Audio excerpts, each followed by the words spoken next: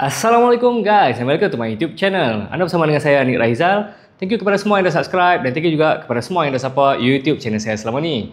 Okay guys, di hadapan anda sekarang ni adalah SYM VFE 185i, dan kepada yang masih belum tahu, ini adalah SYM VF3i yang version baru ataupun new facelift lah. Okay, sebenarnya saya dah settle tau buat konten pasal motor ni. Video review pernah buat, video test ride pernah buat, lepas tu kecerahan lampu dengan top speed pun dah settle. Cumanya masa saya test top speed baru ni, saya test dekat area Penang je lah. Saya test dekat Jambatan Pertama Pulau Pinang. Dan tujuan saya buat video tu sebenarnya hanyalah sekadar info saja. Macam saya selalu cakap, hanyalah sekadar reference saja. Namun disebabkan ramai sangat yang duk DM saya, kan, hampa duk request kat saya, "Bang, boleh tak tolong test top speed motor ni dekat atas highway pula?" Teringin nak tengok berapa cut off dia kan. So disebabkan saya duk dapat banyak sangat request, saya pun fikir-fikir, "Lalah, tak apa, kita kasih jadi lah." So dalam video ni dia akan very straightforward. Saya akan test top speed motor ni atas highway sampai cut off. Alright, so tanpa buang masa, let's go. Kepada orang-orang Penang dan yang berdekatan, kalau hampa nak beli motor ataupun nak survey motor, nak main cuci mata, tengok-tengok dulu pun boleh, tak ada masalah. Hampa bolehlah datang ke Taikon Motor HQ Georgetown dekat Jalan Datuk Keramat.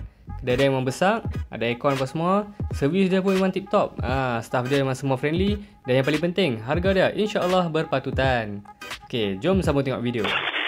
Okay guys, sekarang ni saya berada di atas highway. So tanpa buang masa, jom kita cuba test tengok top speed motor ni. Alright, bismillahirrahmanirrahim. Let's go.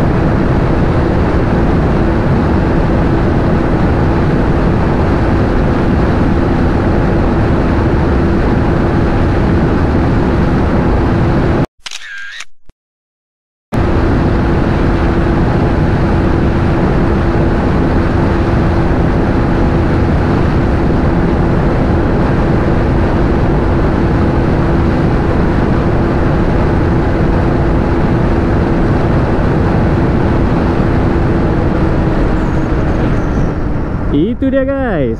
Jadi macam apa boleh nampak dalam video tadi, top speed paling tinggi yang saya berjaya dapat dengan motor SYM VFE 185i ni, paling tinggi tadi adalah 152 km sejam pedometer dan juga 140 km sejam GPS. Yang tu kan maksimum paling tinggi sampai cut off lah. Okay, memang tak boleh pi lah. Macam geng, padu tak padu motor ni. So dengan video saya yang terbaru ni, harap terjawablah segala persoalan kan, segala kecaman-kecaman netizen. Sebab dalam video saya yang sebelum ni, ramai tau yang duk compare lah top speed motor ni dengan top speed Kapcai yang 150cc. Jadi bagi saya macam benda tu macam sangat salah dan tak sesuai lah. Okay, sebab apa? Okay, macam dalam video saya yang sebelum ni, masa saya test top speed motor ni kan dekat atas Jambatan Pulau Pinang, first kali kita tengok, bila test atas jambatan ni, dia boleh dikatakan jarak yang short distance lah kalau nak compare dengan atas highway kan. Atas highway jalan lebih panjang dan lebih ada lajak. Okay, yang kedua, bila test atas jambatan, kamu tahu lah, tepi laut kan, so dia punya rintangan angin tu lebih kuat kalau nak compare dengan atas highway. Dan satu lagi, top speed yang saya dapat atas Jambatan Pulau Pinang tu, dia belum cut off lagi tau. Maksudnya dia boleh pi lagi. Jadi memang sangat-sangat salah dan tak sesuai kalau kita nak compare dengan top speed Kapcai 150cc yang dah test atas highway dan dah sampai cut off. Contohnya macam apa ni, Honda RSX 150. Contoh top speed yang saya test sebelum ni atas highway maksimum sampai cut off adalah 146. Okay, kat pedometer tulis 146, tapi dia punya bacaan GPS cuma 129 km sejam sahaja. So contoh macam motor ni masa saya test atas jambatan dapat 145 pedometer, GPS 134. Kat situ pun dah ada beza dah.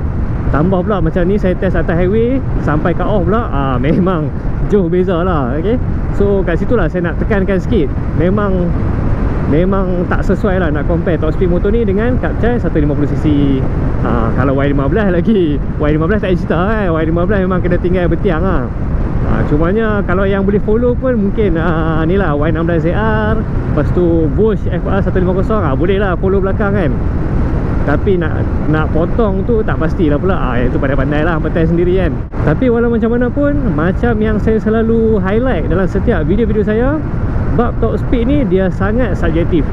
Okay, macam saya selalu cakap lah, dia bergantung pada berat badan rider kan. Rider tu berat ke ringan, lepas tu keadaan jalan, hampa test naik bukit ke, jalan mendatar ke, turun bukit ke, lepas tu keadaan cuaca lah, angin kuat tak kuat. Semua tu memang dapat mempengaruhi top speed untuk sesebuah motor. Macam saya test tadi, saya dapat 152. Yang tu untuk saya punya situation lah.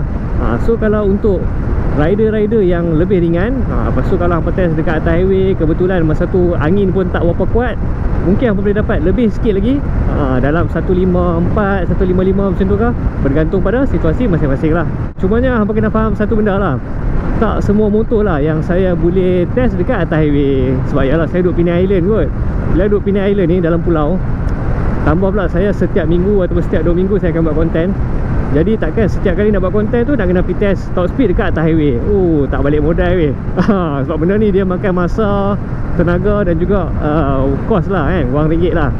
Melainkan kalau payment YouTube gila-gila kan, apa support sampai view tinggi kan, 100k view ke apa, yang tu lain cerita lah. Tapi itulah macam saya cakap, macam saya akan cuba test top speed setakat yang mampu lah, yang mana yang sesuai dan memudahkan lah. Cumanya untuk certain motor je, kena select sikit kan. Untuk certain motor je, yang mana yang ada demand, saya akan test dekat atas highway sampai cut off lah. Ok guys, sebelum saya mengakhiri video ni, saya nak share sikit lah. Disebabkan saya dah ride motor ni secara long distance, apa yang saya boleh katakan adalah dia punya seat ni memang agak keras agak lah. No! God, please, no! No! No! No!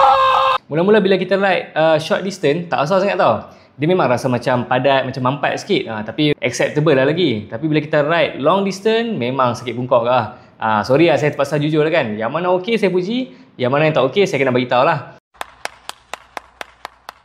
Okay, dan satu lagi, bila motor yang cc besar sikit macam ni, 183cc ni, dia tak semestinya fokus kepada top speed sahaja. Yang tu abang kena faham lah kan. Abang kena tengok juga dari segi pick up ataupun acceleration tu. Maksudnya masa yang dia ambil untuk capai top speed tu. Okay, kita bagi contoh lah. Katakanlah ada motor Kapcai 150cc kan, mungkin rider tu memang betul-betul ringan, lepas tu test dekat atas highway kan, jalan turun bukit, lepas tu turun spoket ke apa sikit, mungkin lah boleh dapat top speed yang lebih kurang sama. Tapi abang kena tengok berapa lama masa yang dia ambil untuk motor tu capai top speed lah. Takut motor tu baru duk tunduk udang Superman ke apa, baru duk cuak angin kan, nak dapat top speed tu, yang ni dah sampai rumah dah balik tidur dah. Memang kena tinggal bertiang lah. So benda tu pun sangat penting dan main peranan lah. Okay? Jadi sampai sini video kita pada hari ni. Kepada yang masih belum subscribe tu kan, subscribe dulu kan, support sikit orang kita.